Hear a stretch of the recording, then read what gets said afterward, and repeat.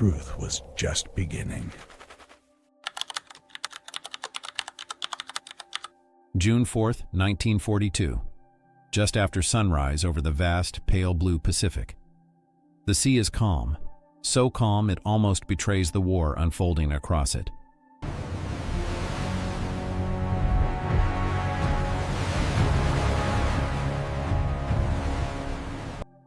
On the decks of 4 Japanese carriers, Akagi, Kaga, Sōryū, and Hiryū, crews move with precise, practiced rhythm. Their uniforms are streaked with oil and sun, yet their expressions are confident. These men have won every battle since Pearl Harbor. They believe they will win this one too.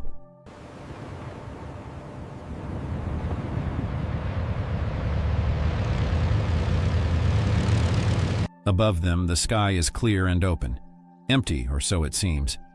A flight officer adjusts his goggles and smiles faintly. The Americans, he thinks, are predictable. Their aircraft slow, their pilots inexperienced, their dive bombers, those old SBD Dauntless, laughable relics from a weaker Navy. The primary attack vector is here, crossing the dateline by 0400. Bearing confirmed. Windage negligible at altitude. The Japanese have seen them before and dismissed them. On the horizon, a handful of distant shapes appear, mere dark specks against the morning light. Too small to judge, too slow to worry about. No alarms are raised. The crews continue arming their planes. Fuel lines remain connected. Bombs rest exposed on deck. In less than 5 minutes, this confidence will ignite into fire. And to understand how the Pacific reached this fragile moment, we need to go back before the sun rose on Midway.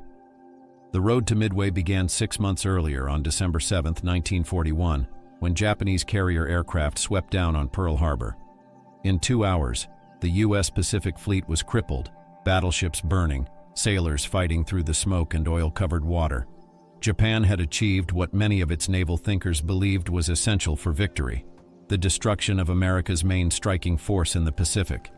Yet beneath the dramatic success, something critical remained afloat: American aircraft carriers. On that morning, they were not in port.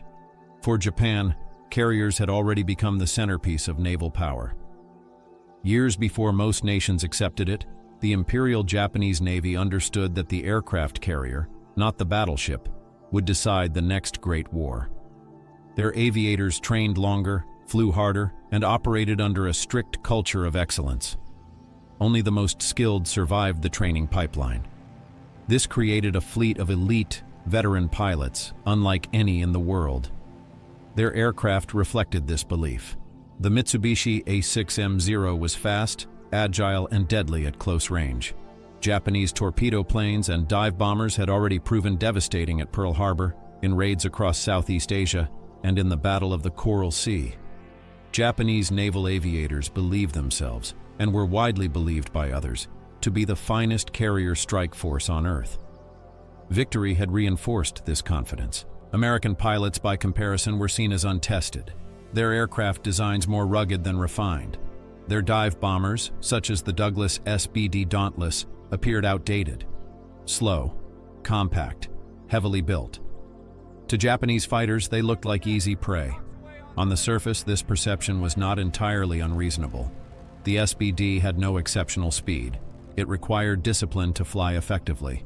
But what the Japanese underestimated was what the Americans had begun to learn the hard way: how to fight from disadvantage. American pilots practiced coordinated attack patterns, shared lessons rapidly across squadrons, and flew alongside machine gunnery tactics designed not for elegance, but for survival. Still, in the first months of the war, almost every engagement favored Japan. Guam, Wake Island, Hong Kong, the Philippines, each fell in rapid succession. The Japanese Empire seemed unstoppable. It had expanded across the Pacific and Southeast Asia at a pace no Allied leadership had imagined possible. But war is not won simply by striking quickly. It is shaped by information, what one side knows that the other does not. And beneath the surface of Japan's victories, something was changing quietly and invisibly. In a windowless basement at Pearl Harbor, a group of U.S. Navy cryptanalysts under Commander Joseph Rochefort had been chipping away at the Japanese naval code JN-25. Their work was slow, meticulous, and maddeningly incomplete. They did not know every word or every sequence, but they knew enough to detect patterns, movements, designations, and hints of Japanese operational intent. By late spring of 1942, one term surfaced again and again: AF. The Japanese were preparing a large-scale operation, a decisive blow. The target, they believed, would force the weakened U.S. Pacific Fleet into battle on Japanese terms, but the Americans needed to be certain of what AF meant. Rochefort devised a simple test. Midway Island was instructed to send an uncoded radio message. Its freshwater desalination plant had failed. Soon afterward, Japanese encrypted transmissions reported, AF is short of water. AF was Midway. This was the breakthrough. The U.S. now knew Japan's next objective, a trap set to destroy the remaining American carriers. But the trap could be reversed. In Washington and at Pearl Harbor, the knowledge triggered a shift in strategy, from survival to decisive counterstroke. The U.S. Navy could position its carriers first, unseen, and wait for the Japanese fleet to commit. Victory was no longer impossible. It was now a matter of timing, preparation, and belief, and the Japanese believed the Americans were still recovering, still cautious, still too weak to strike back, which was exactly what the U.S. command needed them to believe. The man who would turn that intelligence into action was Admiral Chester W. Nimitz, Commander-in-Chief of the U.S. Pacific Fleet. Calm, analytical, and steady under pressure, Nimitz understood that the United States could not afford a war of slow attrition. Japan still held the strategic momentum. Its fleets were larger, its pilots more experienced, and its carrier air groups still confident from victory after victory. But Nimitz also knew something else. If Japan lost its elite carrier force, the balance of power could shift permanently. Armed with Rochefort's decrypted intelligence, Nimitz acted with quiet speed. He ordered the fleet carriers USS Enterprise and USS Hornet to return from the South Pacific. The damaged USS Yorktown, still bearing wounds from the Battle of the Coral Sea, was brought into Pearl Harbor with its flight deck bent and ruptured, its internal compartments flooded and dark. Repair estimates for Yorktown suggested 3 months of work. Nimitz demanded it in 3 days. Around the carrier, welders, deck crews, engineers, and shore personnel labored day and night. Sparks flew through the darkness. Damaged beams were replaced, fuel lines repaired, elevators restored. The ship never stopped humming with noise. On the morning of the 4th day, battered but seaworthy, Yorktown sailed out to war once again, carrying men who understood that they were going to a battle from which many might not return. Nimitz positioned the American carriers northeast of Midway, in the open ocean, hidden by distance, cloud movement, and radio silence. The Japanese expected the U.S. fleet to respond only after Midway was attacked. Instead, Nimitz would ensure the Americans struck first. Across the ocean, the Japanese fleet moved under the command of Admiral Isoroku Yamamoto, the architect of Pearl Harbor. Yamamoto understood the United States better than most in the Imperial Navy. He had studied in America, traveled across it, and recognized its industrial strength. In private, he warned the government that Japan had, at best, 6 months to win the war outright. After that, American factories would overwhelm them. His strategy was to destroy U.S. naval strength quickly, decisively, irreversibly. The operation to seize Midway was built on this philosophy. Japan intended to force the Americans into a decisive engagement in open waters, where the Imperial Navy believed its pilots and ships could not be matched. To do this, Yamamoto constructed one of the most complex naval operations ever attempted. Multiple task forces spread across thousands of miles, including diversionary fleets meant to draw American ships away from the real objective. But complexity brings risk, and misplaced confidence magnifies it. The Japanese fleet operated under several dangerous assumptions. They believed American morale was still shattered. They believed U.S. carriers would not risk direct confrontation. They believed surprise was guaranteed. None of these were true. Meanwhile, the U.S. Marine garrison on Midway prepared for the strike. Pilots flew patrol arcs from sand-covered airstrips marked only by simple coral runways. Anti-aircraft crews practiced tracking high-altitude targets. The island was small, isolated and exposed. Everyone stationed there knew it could be wiped from the map in a matter of hours. But they also knew They were the first line of defense for the Pacific. The stage was now set. 3 U.S. carriers, Enterprise, Hornet, Yorktown, against 4 Japanese carriers, Akagi, Kaga, Sōryū, Hiryū, the most elite carrier group assembled in modern history. It would not be a battle of sheer numbers. It would be a battle of timing. Japan believed it was ready to crush whatever American force remained. The Americans were ready to strike at the moment Japan was least prepared to defend itself. And in the hours just before dawn on June 4, 1942, both fleets launched scout planes into the morning haze, searching for the enemy, not yet aware that the next few hours would determine the fate of the Pacific. The carriers sailed, the pilots waited, and a quiet tension filled the air, a calm before an impact that would change the war. The moment of collision was approaching. To understand the shocking outcome at Midway, we must examine not only ships and aircraft, but the mindsets and doctrines shaping each side.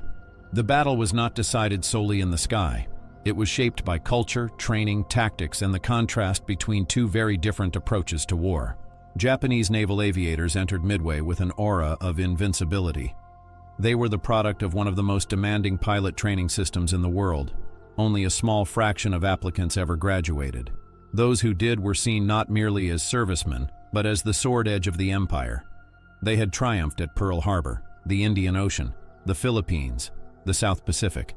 Their confidence was not arrogance without basis. It was the result of consistent victory. They flew aggressively, with precision and coordination nurtured through years of observed combat. Yet the same excellence also created a dangerous assumption that their opponents could not adapt quickly enough to match them. The American carrier pilots were, in many cases, younger, less groomed by elite screening, and flying aircraft that were not admired. But they trained relentlessly. Their early battles had been punishing. They had been shot down, outmaneuvered, and forced to learn through survival. What they lacked in natural prestige, they made up for in tactical discipline.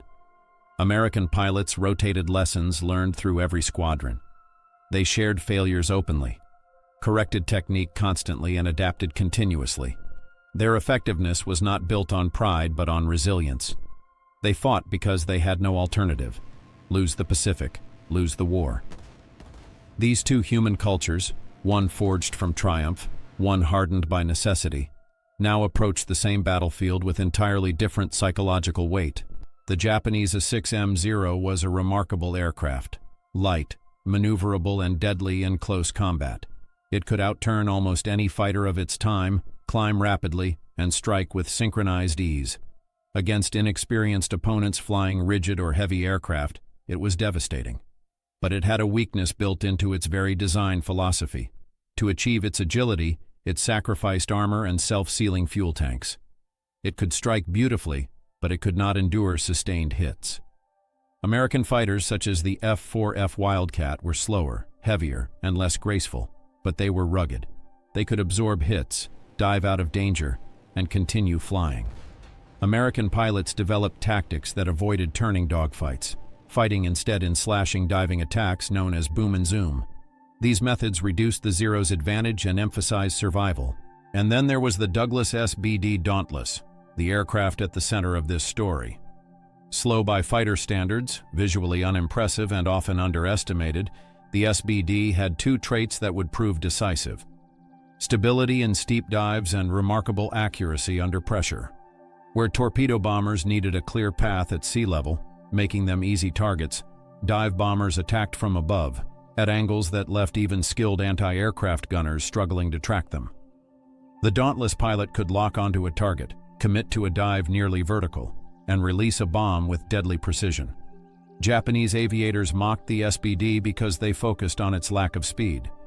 They did not consider that in the right conditions, speed was not the decisive factor. Precision was. Carrier warfare depends not merely on striking power, but when that power becomes available. Japanese carrier doctrine relied on aggressive early strikes. Their aviators believed in attacking first, hard, before the enemy could respond. Their coordination and timing were excellent, but their procedures for alternating bombs and torpedoes, refueling and rearming aircraft were rigid.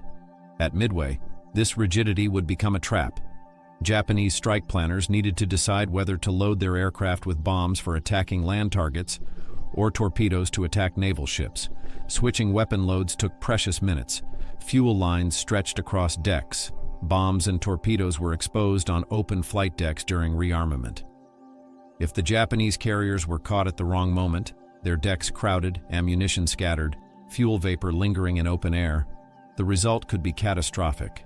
The Americans, by contrast, adopted flexibility. Their carriers launched aircraft early, even when the location of the Japanese fleet was uncertain. They dispersed search planes widely. They accepted risk to gain information. They understood that the battle would not be won by a perfectly timed strike, but by being first to spot a vulnerability. The Japanese trusted in their plan. The Americans trusted in adaptation. This difference in doctrine would soon determine whose carriers burned in the morning light. The elements were now in motion: pride, precision, doctrine, and timing, each converging toward the moment of impact. As both fleets approached one another near Midway, the battle was not yet decided by pilots or aircraft. It was being shaped by information, what each side understood about the other, and what they believed they understood. In war, perception can be as sharp as steel, or as fragile as glass. Japan entered Midway confident that they were the hunters. Their reconnaissance plans were thorough, but they depended on predictable assumptions. That the U.S. Navy would react after Midway was threatened. Their scouting planes were arranged to confirm expected outcomes, not to question them. But the Americans were not reacting. They were already waiting. The breakthrough achieved by Station Hypo, the code-breaking unit in Pearl Harbor, had shifted the balance entirely. By confirming that the target labeled AF was Midway and interpreting Japanese operational messages, the Americans gained critical knowledge: the timing of the attack, the composition of the Japanese carrier force, the axis of approach. This information allowed Admiral Nimitz to place his carriers in a concealed position northeast of Midway, where the Japanese did not look. The Pacific is vast. Even fleets the size of cities can disappear in it. Without knowing where to search, the Japanese eyes were effectively blind. Meanwhile, American reconnaissance aircraft flew long search arcs from Midway and from the carriers, probing the horizon, knowing the enemy was somewhere nearby. One sighting was all they needed. The Japanese, unaware that their operational security had been cracked, continued forward under the illusion of perfect control. But control in war is never permanent. It is only borrowed. In command of the Japanese carrier strike force was Vice Admiral Chuichi Nagumo, a competent but conservative leader. His instructions required cautious, step-by-step assessments. When his initial strike on Midway failed to destroy its airfields, he faced a critical decision: rearm for a second strike against the island, or switch to anti-ship torpedoes in preparation for possible U.S. carriers. Nagumo hesitated. He chose to wait for more reconnaissance reports before committing. This delay forced his deck crews to begin rearming aircraft, then halt, then rearm again. Fuel lines remained connected. Bombs and torpedoes were moved and repositioned across flight decks. The carriers became vulnerable without Nagumo realizing it. On the American side, leadership took a different form. Admiral Raymond Spruance, commanding Task Force 16, did not have carrier battle experience, but he possessed something vital: clarity. He understood one principle above all else: if you know where the enemy is, strike immediately. No hesitation, no second guessing. Spruance ordered the launch of nearly every aircraft available, even though the Japanese fleet's exact position was not yet confirmed. The attack groups took off, searching in widening arcs across the ocean. Japanese leadership hesitated, waiting for certainty. American leadership acted, accepting uncertainty. This difference would decide everything. Even with code-breaking, intelligence, training, and planning, Midway was still shaped by chance, moments that could easily have unfolded differently. American torpedo squadrons launched their attacks early and flew low, straight, and slow. They were slaughtered. Squadron after squadron was wiped out. Entire groups shot down by Zero fighters or destroyed by anti-aircraft fire. Not a single torpedo struck a Japanese carrier. But their deaths were not in vain. Their sacrifice pulled the Japanese fighter cover low, dragging the Zeros down towards sea level, away from the high altitudes where the American dive bombers were still approaching. At the same time, the Japanese scout plane that should have fully surveyed the waters to the northeast launched late. When it finally reported seeing American ships, it did so with critical delay. Timing stacked upon timing. The American dive bombers arrived just after Japanese torpedo planes were on deck refueling. The Japanese fighters were out of position. The Japanese carriers' decks were loaded with bombs, torpedoes, and aviation fuel. A perfect storm of vulnerability, occurring in a window of only minutes. If the American dive bombers had arrived 15 minutes earlier, the decks would have been clear. If they had arrived 15 minutes later, the planes would have launched and defended the fleet. The moment existed exactly when it did, and it would not come again. Chance did not win the battle alone, but it made victory possible. And now, with every thread converging in the sky above the Pacific, the turning point was ready to unfold. The carriers were exposed. The fighter screen was absent. And in the clear morning air, descending from 14,000 feet, the Dauntless dive bombers began their attack. The first American aircraft to reach the Japanese fleet on the morning of June 4th were not the dive bombers. They were the torpedo squadrons, VT-8 from Hornet, VT-6 from Enterprise, and VT-3 from Yorktown. They flew low above the water, slow, unescorted, and vulnerable. Their mission was nearly impossible. They had to approach the carriers in a straight line, at wave-top height, long enough to drop a torpedo that required a predictable, steady path to arm itself.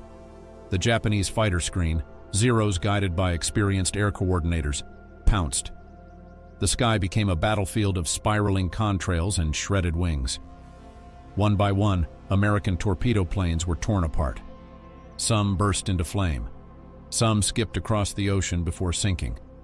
Others simply disappeared into the water, leaving no trace but a ripple. The pilots pressed on anyway. They did not turn. They did not break off.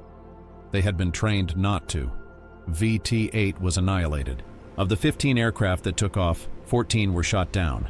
The last survivor, Ensign George Gay, would float in the ocean for hours, watching the battle unfold. VT-6 and VT-3 met the same fate. They did not score a single hit.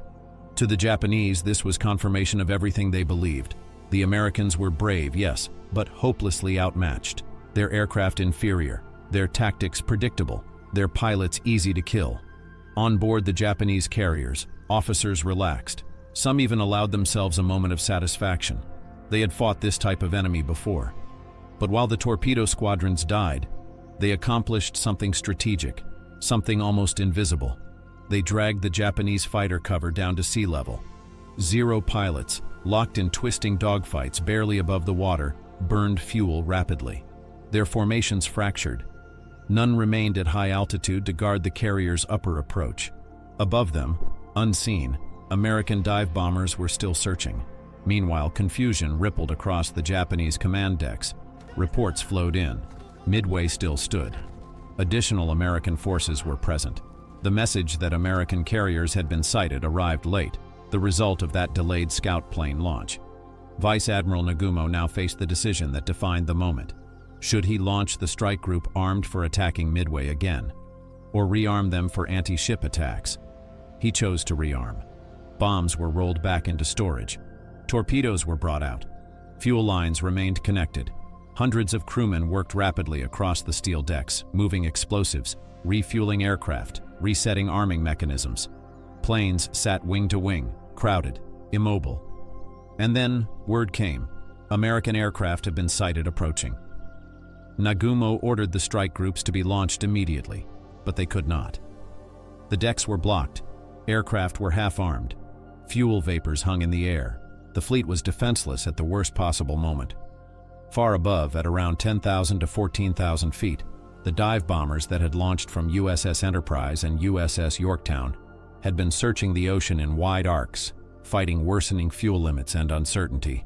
Their formations broke apart in the search. Some groups never found the Japanese fleet at all. But Air Group Commander C. Wade McCluskey, flying from Enterprise, made a decision born of instinct and assessment. Spotting the wake of a lone Japanese destroyer speeding at full throttle, he reasoned it must be returning to the fleet after breaking off pursuit of a submarine. He followed the wake. Minutes later, the dark shapes of Kaga, Akagi, and Sōryū appeared on the horizon, exactly at their most vulnerable.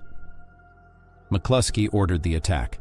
The Dauntless dive bomber was built for this moment. Pilots rolled their aircraft into steep, nearly vertical dives. The world outside the cockpit blurred into streaks of sky and sea. Wind roared against the fuselage. Pilots fought the pressure of gravity as altitude dropped rapidly. They aligned their sights on flight decks crowded with fuel hoses, munitions, and aircraft waiting to launch. There was no elegance in these dives, only precision, discipline, and commitment. Bomb bay doors opened, bombs released. The first carrier to be struck would be Kaga, and in that moment, the Pacific War would turn. The attack on Kaga, Akagi, and Sōryū, the turning point. The dive bombers had been in the air for hours. Fuel was running low. Tempers were thin. Many pilots were exhausted from searching the ocean for a target that seemed like a ghost.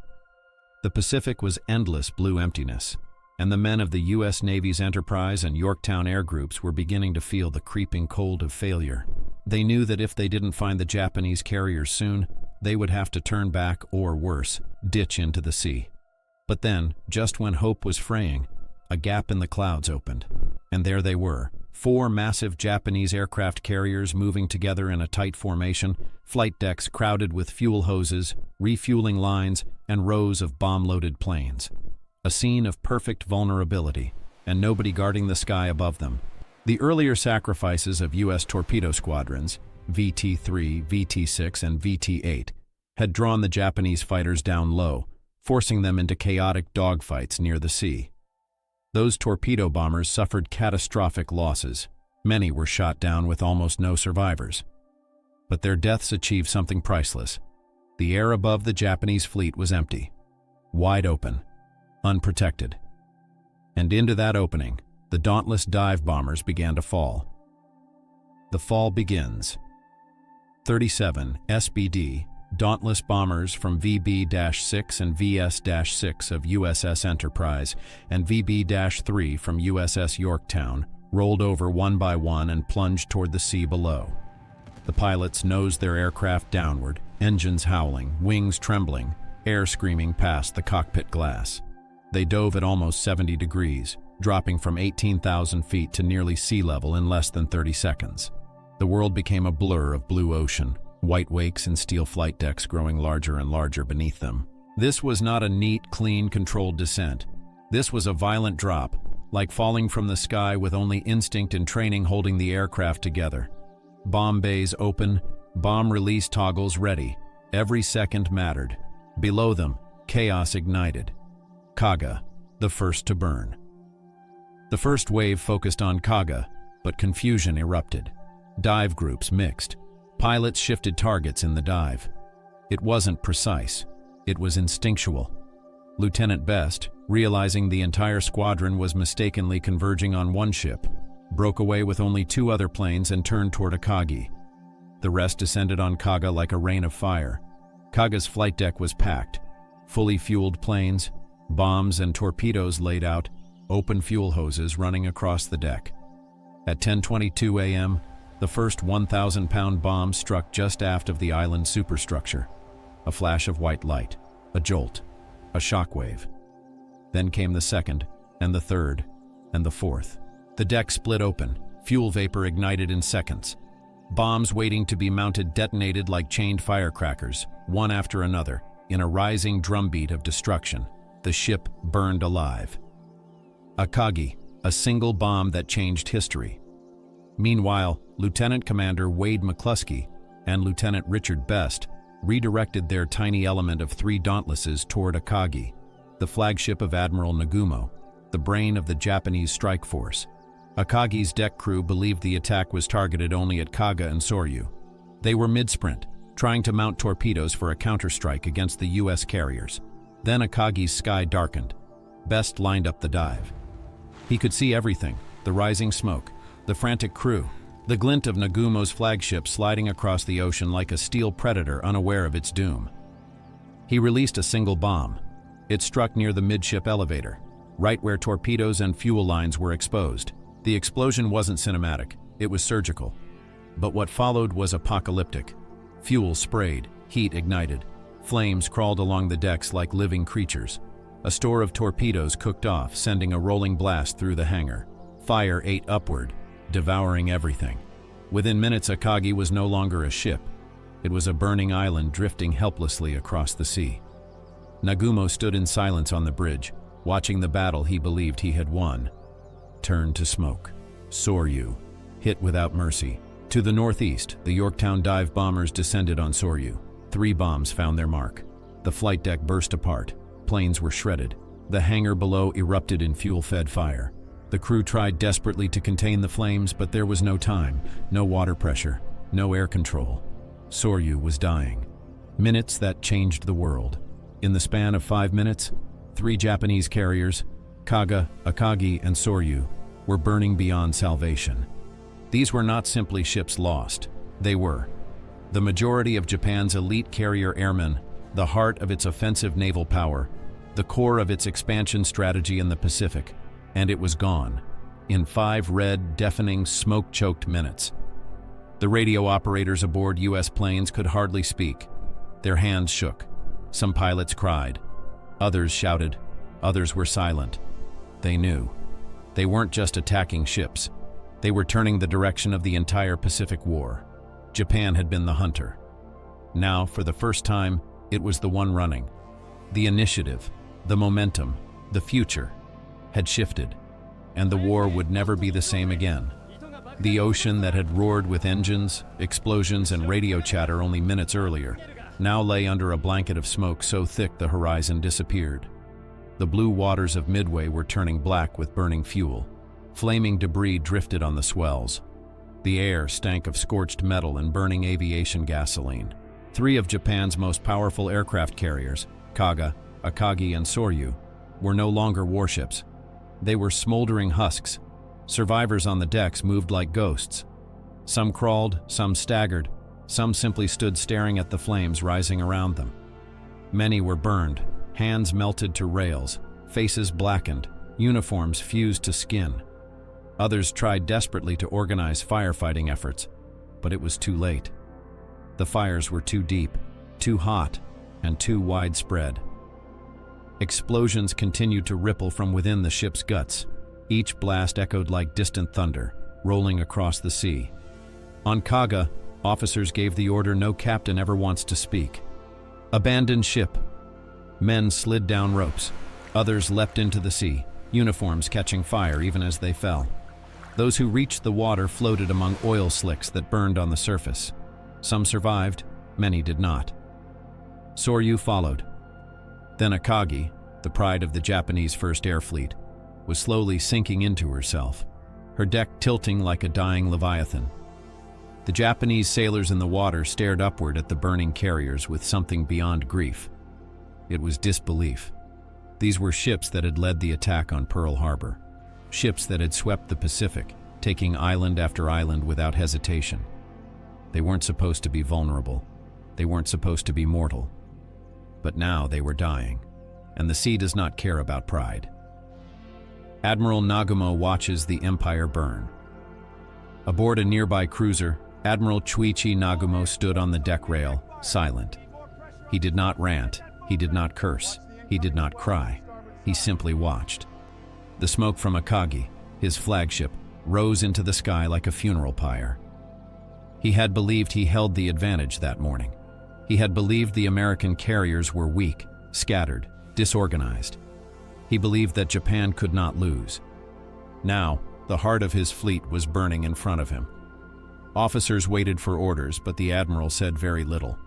The decisions had already been made, and they could not be undone.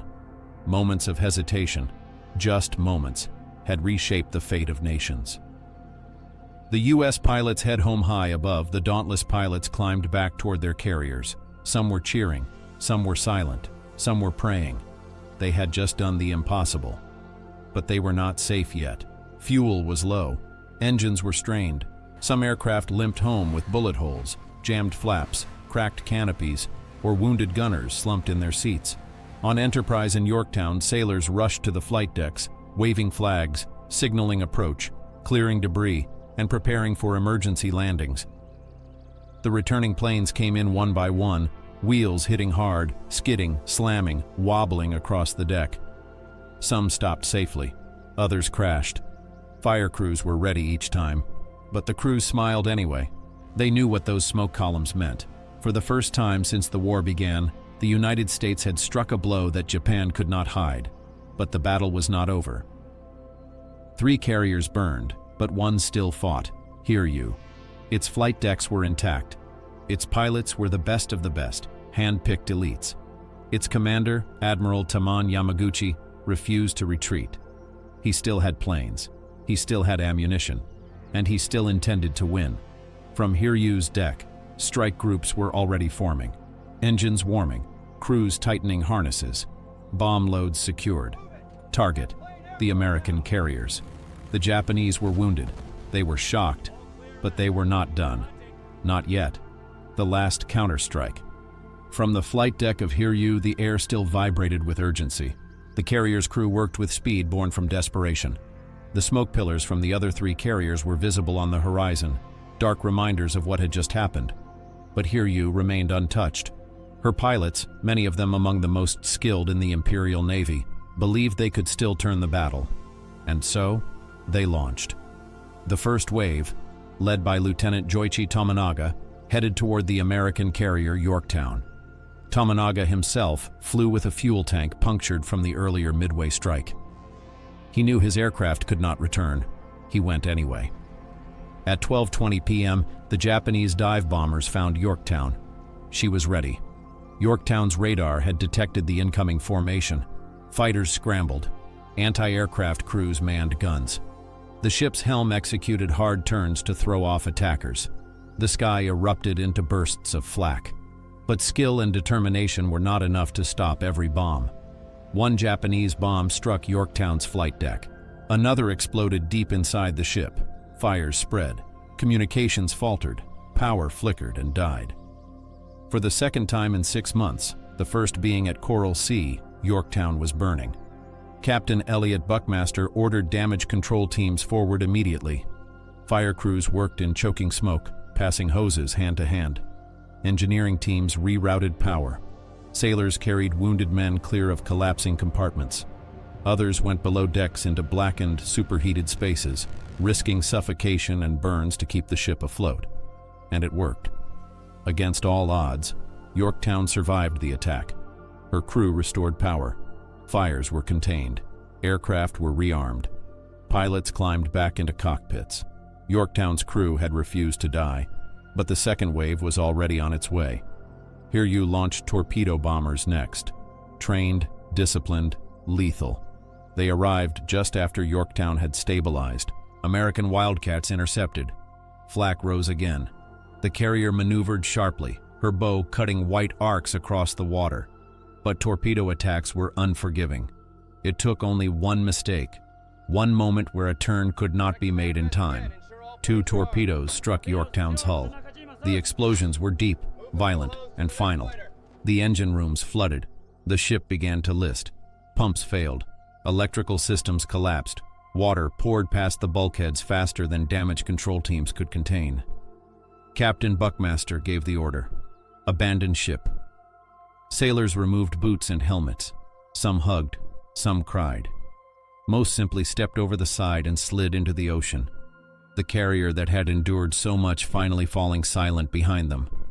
Rescue destroyers moved quickly, pulling men from the oil-thick waves. Yorktown remained afloat for 2 more days, her hull stubbornly refusing to sink, but she was out of the fight. The final blow. While Yorktown burned, American search aircraft located Hiryū. The last untouched Japanese carrier was now alone in a sea of flame and sinking steel. The Americans launched their final wave of dive bombers. They found Hiryū late in the afternoon. The attack was swift, precise, unavoidable. 4 bombs crashed into her flight deck. Explosion. Fire. Metal peeled away. Her hangar decks burned just like the others. Fuel lines erupted. Aircraft ignited where they stood. Hiryū burned through the night. Her commander, Admiral Taman Yamaguchi, refused to abandon ship. He chose to die with his men standing on the deck as flames rose around him. By dawn, Hiryū slipped beneath the surface. The final Japanese strike capability at Midway was gone. The ocean falls quiet, again. By June 5th, the battle was effectively over. Japan had lost 4 frontline fleet carriers, over 250 aircraft, hundreds of elite pilots, many impossible to replace. The United States lost Yorktown and a supporting destroyer. The imbalance was staggering. The Pacific War would continue, fiercely, brutally for 3 more years. But the direction had changed. For the first time, Japan was no longer advancing. They were reacting, retreating, rebuilding, short on fuel, short on aircraft, and, most importantly, short on experienced pilots. The initiative had passed to the United States, and it would never return to Japan again. The Battle of Midway did not end the Pacific War.